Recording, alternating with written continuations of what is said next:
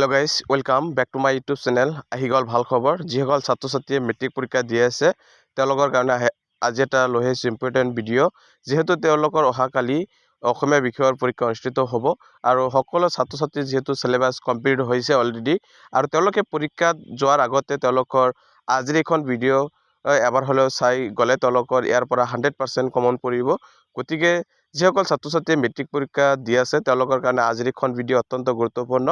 ইয়াত তেওঁলোকৰ গ্ৰামাৰৰ কিছুমান কুৱেশ্যনৰ বিষয়ে আলোচনা কৰিম। গতিকে যিসকল ছাত্ৰ ছাত্ৰী মেট্ৰিক পৰীক্ষা দি আছে তেওঁলোকে আজিৰ এখন ভিডিঅ' স্কিপ নকৰাকৈ চাই থাকিব, কাৰণ ইয়াত অসমীয়া বিষয়ৰ কি গ্ৰামাৰৰ পৰা কেনেকুৱা ধৰণৰ প্ৰশ্ন আহে সম্পূৰ্ণ প্ৰশ্নবিলাক দিয়া আছে। আৰু 2013 চনৰ পৰা 2024 বৰ্ষলৈকে যিকেইটা মেট্ৰিক পৰীক্ষা অনুষ্ঠিত হৈছিল আৰু এই সকলোবিলাক পৰীক্ষাৰ পৰা গ্ৰামাৰৰ যিখিনি ইম্পৰ্টেণ্ট বস্তু আছে সেইখিনি ইয়াত দিয়াৰ কাৰণে চেষ্টা কৰিম। গতিকে সকলো ছাত্ৰ ছাত্ৰী স্কিপ নকৰাকৈ চাই থাকিব। ইয়াত যিখন চাবলৈ পাইছে তলৰ যিকোনো তিনিটা বাক্য শুদ্ধৰ ওপৰত লিখা এনেকুৱা ধৰণৰ কিছুমান বাক্য ভুলকৈ দিয়া থাকিব, যেনেকৈ ৰাম যোৱাকালি ঘৰৰ পৰা আহিছে, এইটো শুদ্ধ কৰিব লাগিব। আৰু তাৰপিছত ইয়াত কিছুমান তেওঁলোকৰ আৰু ইম্পৰ্টেণ্ট হ'ল অনুসৰ্গ আৰু উপসৰ্গ ব্যৱহাৰ কৰি দুটাকৈ শব্দ লিখা। যিসকল ছাত্ৰ ছাত্ৰী এতিয়ালৈকে অনুসৰ্গ কাক বোলে বা অনুসৰ্গৰ ব্যৱহাৰ পৰা নাই তেওঁলোকে আজিও এবাৰ হ'লে যদি চাই যায় তেনেহ'লে 100% তেওঁলোকৰ কমন পৰিব।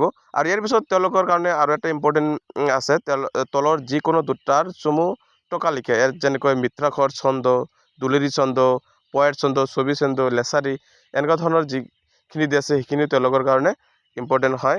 আৰু ইয়াৰ পিছত তেওঁলোকৰ আৰু ইয়াত চাবলৈ পাইছে তলৰ যিকোনো দুটাক এটা শব্দত প্ৰকাশ কৰা যাক পৰিহাৰ কৰিব নোৱাৰি, এনেকুৱা ধৰণৰ এটা শব্দত প্ৰকাশ কৰা যিখিনি আছে সেইখিনি পঢ়িব লাগিব। আৰু তাৰপিছত চাবলৈ হৈছে যথাস্থানত জ্যোতি চিহ্ন বহোৱা আৰু জ্যোতি চিহ্নবিলাক বহাব লাগিব ক'ত কি চিহ্ন হয়। আৰু তাৰপিছত কিছুমান আহিব তেওঁলোকৰ তলৰ সৰল বাক্য দুটি এটি মিশ্ৰ বাক্যলৈ পৰিৱৰ্তন কৰিব লাগিব। ইয়াত সৰল বাক্য দিয়া আছে আৰু এইটো মিশ্ৰ বাক্যলৈ কনভাৰ্ট কৰিব লাগিব। আৰু ইয়াৰ পিছত চাবলৈ পাইছে ভাৱ সম্প্ৰসাৰণ কৰা, ৰাজ্যে নখ জোকাৰিলে নয় বয়, এনেকুৱা ধৰণৰ কিছুমান আহিব। নাইবাই চাবলৈ পাইছে শিক্ষান্ত পৰীক্ষাৰ আগত তুমি বাস কৰা এলেকাত সঘনাই বিদ্যুৎ কৰ্তন বা অসুবিধাৰ কথা জনাই বৰ্তমান সময়ত বিদ্যুৎ কৰ্তন নকৰিবলৈ বিভাগীয় কৰ্তৃপক্ষলৈ এখন আবেদন পত্ৰ লিখিবলৈ লাগিব। আৰু এনেকুৱা ধৰণৰ আবেদন কিছুমান আহে সকলো ছাত্ৰ ছাত্ৰীৰ কাৰণে। ইয়াত কিন্তু এটা বস্তু ভালকৈ মনত ৰাখিব লাগিব যে আবেদনত নিজৰ নাম ঠিকনা আৰু সম্পূৰ্ণ দিব নালাগে। আৰু তাৰপিছত তলত চাবলৈ পাইছে তলত দিয়া যিকোনো এটা বিষয় লেখনি ৰচনা লিখা। আৰু ইয়াত ৰচনাৰ পৰা তেওঁলোকৰ সকলো ছাত্ৰ ছাত্ৰীৰ কাৰণে এটা ইম্পৰ্টেণ্ট হ'ল প্ৰিয় সাহিত্যিক, প্ৰিয় গ্ৰন্থ বা মোৰ জীৱনৰ লক্ষ্য, বাতৰি কাকত, পুথিভঁৰাল এনেকুৱা ধৰণৰ যিখিনি আছে ৰচনাবিলাক সেইখিনি পঢ়িলে তেওঁলোকৰ যথেষ্ট ইম্পৰ্টেণ্ট পৰিব। আৰু ইয়াত যিখিনি প্ৰশ্ন কাকতত চাবলৈ পাব সেই সম্পূৰ্ণ তেওঁলোকৰ কাৰণে এই ইম্পৰ্টেণ্ট হয়। গতিকে সকলো ছাত্ৰ ছাত্ৰী স্কিপ নকৰাকৈ চাই থাকিব। ইয়াত যিখন চাবলৈ পাইছে তোমাৰ প্ৰিয় গ্ৰন্থ আহিছিল আৰু যিকোনো এটা ৰচনা লিখিলে ৰচনাৰ ওপৰত তেওঁলোকে 8 নম্বৰ লাভ কৰিব। কিন্তু ৰচনাৰ ইয়াত আৰম্ভণিটো লিখিব লাগিব, গ্ৰন্থৰ পৰিচয়, প্ৰিয় হোৱাৰ কাৰণ কি আৰু সামৰণি।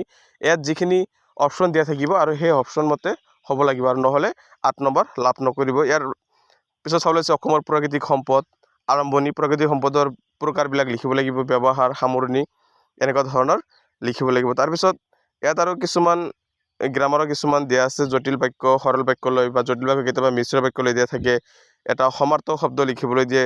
আৰু এনেকুৱা ধৰণৰ গ্ৰামাৰৰ যিখিনি প্ৰশ্ন আছে সম্পূৰ্ণ ইয়াত দিয়া আছে, সেইখিনি চাই ল'ব ভালকৈ। যদি এতিয়ালৈকে চোৱা নাই তেনেহ'লে ভালকৈ চাই পৰীক্ষাত বহিলে সম্পূৰ্ণ ইয়াৰ পৰা কুৱেশ্যন কমন পৰিব। আৰু ইয়াৰ পিছত ইয়াত চাবলৈ পাইছে ভাৱ সম্প্ৰসাৰণ কৰা আৰু এটা আছে লাগি থাকিলে মাগি নাখায়, এনেকুৱা ধৰণৰ। আৰু কিছুমান ইয়াত আকৌ আবেদন আহিছিল বা এনেকুৱা ধৰণৰ আবেদন বা ইয়াত আৰু এটা ৰচনা চাবলৈ হৈছে বিজ্ঞানৰ অৱদান, পুথিভঁৰাল, অসমৰ কুটীৰ শিল্প। আৰু ইয়াত যিখিনি বেছিকলি দিয়া আছে প্ৰত্যেকটা পৰীক্ষাত কম বেছি এনেকুৱা ধৰণৰ ৰচনাবিলাক আহে বা ভাৱ সম্প্ৰসাৰণ, যেনেকৈ এশগুৰু মাৰিলে বাঘৰৰ মৃত্যু হয়, এনেকুৱা ধৰণৰ বিলাক ভালকৈ পঢ়িব লাগিব। প্ৰিয় গ্ৰন্থ, অসমৰ বানপানী, পৰিৱেশ প্ৰদূষণ আৰু ইয়াৰ প্ৰতিকাৰ, এইবিলাক ৰচনা।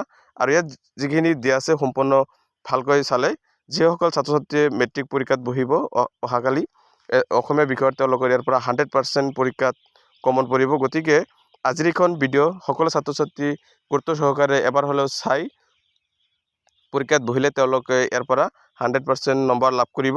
আৰু তেওঁলোকৰ বৈচিত্ৰময় যিটো লেচন আছে বৈচিত্ৰ্যময় অসম বা দ্ৰুতপাঠ নামৰ যিখন লেচন তেওঁলোকৰ সেইখনৰ পৰা 10 মাৰ্কৰ তেওঁলোকে নম্বৰ লাভ কৰিব।